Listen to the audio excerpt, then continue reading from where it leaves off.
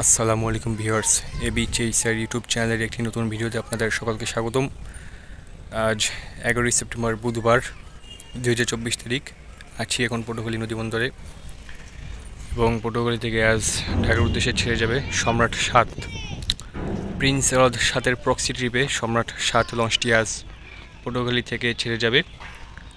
লঞ্চটি সন্ধ্যা 6টার সময় পটুয়াখালী ঘাট ত্যাগ করবে। প্রিন্স এডওয়ার্ড 7কে ডকে নেওয়া হয়েছে সংস্কার কাজের জন্য।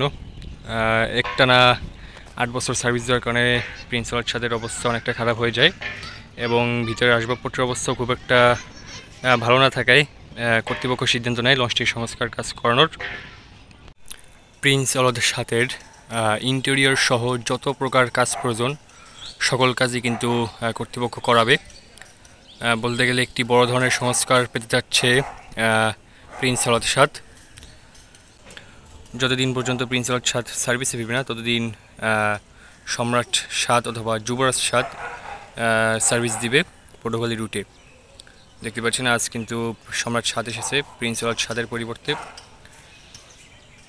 এবং আজ ঢাকা থেকে ছেড়ে আসবে এয়ার খান 1 সন্ধ্যা 6টায়। আজকের ভিডিওটি পর্যন্তই। সবাই ভালো থাকবেন, সুস্থ থাকবেন। আসসালামু আলাইকুম।